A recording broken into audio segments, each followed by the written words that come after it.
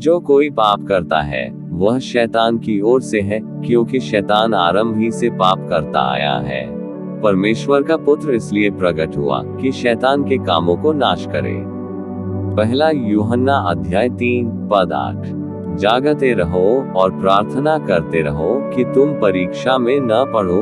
आत्मा तो तैयार है परंतु शरीर दुर्बल है। शैतान हमें क्यों प्रलोभित करता है? क्योंकि वह हमारी सभी कमजोरियों को जानता है और उन विशेष क्षेत्रों में हम पर हमला करता है। शैतान यीशु को प्रलोभित करता है। वह 40 दिन और 40 रात निराहार रहा। अंत में उसे भूख लगी। तब परखने वाले ने पास आकर उससे कहा, यदि तू परमेश्वर का पुत्र है तो कह दे कि ये पत्थर रोटियां बन जाएं। उसने उत्तर दिया कि लिखा है कि मनुष्य केवल रोटी ही से नहीं परंतु हर एक वचन से जो परमेश्वर के मुख से निकलता है जीवित रहेगा। इस प्रकार शैतान हमें भी प्रलोभित करता है। अब हमें यह समझना होगा कि शैतान हमें कैसे प्रलोभित करता है। जैसे उसने प्रभु को प्रलोभित किया, हम विश्वासियों के जीवन में भी ऐसा ही करता है। सबसे पहले वह हमारे अर्थव्यवस्था, हमारी नौकरी और हमारी दैनिक जरूरतों पर हमला करता है, लेकिन हमारा परमेश्वर अभी भी हमारा अन्नदाता है। यही कारण है कि यीशु ने कहा कि मेरे लोग परमेश्वर के मुख से निकलने वाले हर शब्द से जीवित रहेंगे। इस प्रकार जब हम विश्वास में बढ़ते हैं तो शैतान हमें प्रलोभित करता है।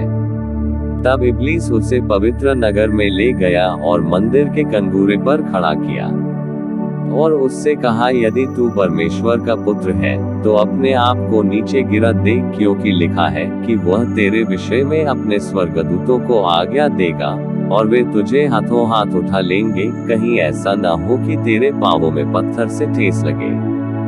यीशु ने उससे कहा, यह भी लिखा है कि तू प्रभु अपने परमेश्वर की परीक्षा न कर। शैतान भी हमें प्रलोभित करता है।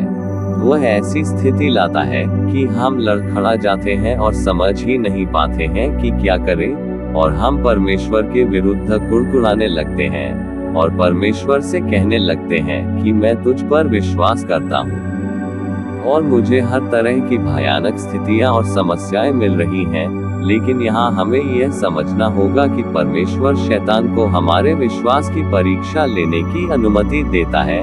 हमें परमेश्वर के विरुद्ध कुड़कुड़ाना नहीं चाहिए। फिर शैतान उसे एक बहुत ऊंचे पहाड़ पर ले गया और सारे जगत के राज्य और उसका विभव दिखाकर उससे कहा कि यदि तू गिरकर मुझे प्रणाम करे तो मैं यह सब कुछ तुझे दे दूंगा। तब यीशु ने उससे कहा, हे शैतान, दूर हो जा, क्योंकि लिखा है कि तू प्रभु अपने परमेश्वर को प्रणाम कर और केवल उसी की उपासना कर। तब शैतान उसके पास से चला गया और देखो, स्वर्गदूत आकर उसकी सेवा करने लगे। हम भी इसी प्रकार शैतान द्वारा प्रलोभित हैं। जैसा कि उसने यीशु से कहा था, उसने उसे सारा संसार और उनकी महानता दिखाई। यदि तुम मेरे सामने झुकते हो तो और मेरी आराधना करते हो तो मैं तुम्हें सब कुछ दूंगा। उसी प्रकार आज शैतान हमें सभी विलासितापूर्ण जीवन शैली दिखाकर लुभा रहा है और सूक्ष्म मार्ग से गुमराह करता है और चौड़ा मार्ग की ओर ले जाता है और सच्चा वचन से अंधा करता है।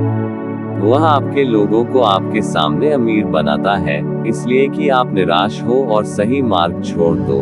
वे यात्रा के लिए विलासितापूर्ण कार और जेट विमान खरीदते हैं।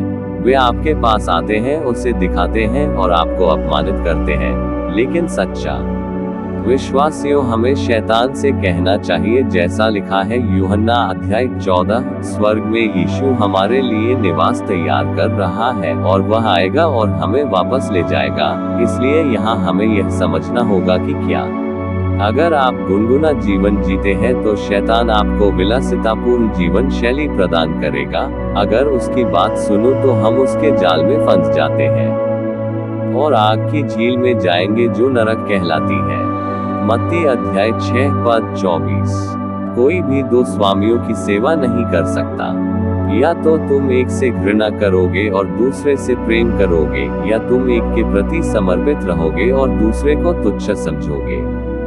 आप ईश्वर और धन दोनों की सेवा नहीं कर सकते।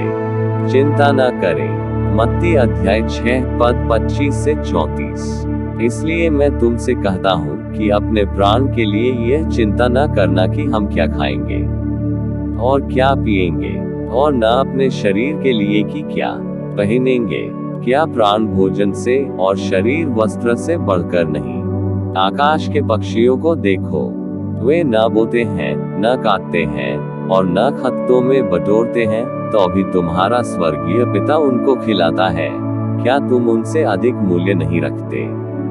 तुम में कौन है जो चिंता करके अपनी अवस्था में एक घड़ी भी बढ़ा सकता है? और वस्त्र के लिए क्यों चिंता करते हो? जंगली सोसनों पर ध्यान करो कि वे कैसे बढ़ते हैं, वे न तो परिश्रम करते हैं न काटते हैं। तो भी मैं तुमसे कहता हूँ कि सुलेमान भी अपने सारे विभव में उनमें से किसी के समान वस्त्र पहने हुए न था। इसलिए जब परमेश्वर मैदान की घास को, जो आज है और कल भाड़ में झोंकी जाएगी, ऐसा वस्त्र पहनाता है, तो हे अल्पविश्वासियों, तुमको वह क्यों कर न पहनाएगा?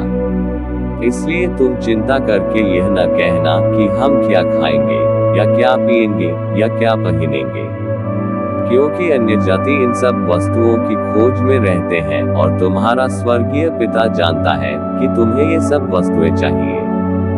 इसलिए पहले तुम उसे राज्य और धर्म की खोज करो, तो ये सब वस्तुएं भी तुम्हें मिल जाएंगी। सो कल के लिए चिंता ना करो, क्योंकि कल का दिन अपनी चिंता आप कर लेगा।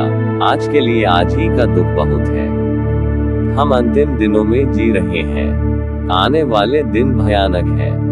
बहुत जल्द लोगों को दुनिया भर में मुसीबत का सामना करना पड़ेगा, लेकिन हमारा परमेश्वर एक दयालु परमेश्वर है। वो हमारे साथ रहता है और कभी नहीं त्यागता है। यदि कोई यीशु के बारे में नहीं जानता है, तो यीशु आपको बुला रहे हैं। उसे जानो, उस पर विश्वास करो और अपनी आत्मा को बचाओ। इस दुनिया में हम 90 साल या उससे भी अधिक समय तक जीवित रह सकते हैं। एक दिन सबको मरना है। आपको क्या लगता है आप कहाँ जाएंगे? रोमियो अध्याय 6 पद 23। क्योंकि पाप की मजदूरी तो मृत्यु है, परंतु परमेश्वर का वरदान हमारे प्रभु मसीह यीशु में अनंत जीवन है। उठा लिए जाने से न चूके। हर दिन अपनी बाइबल पढ़े और सच्चाई जाने। निरंतर प्रार्थना करते रहे। प्रभु आपको आशीष दे। देखने के लिए धन्यवाद।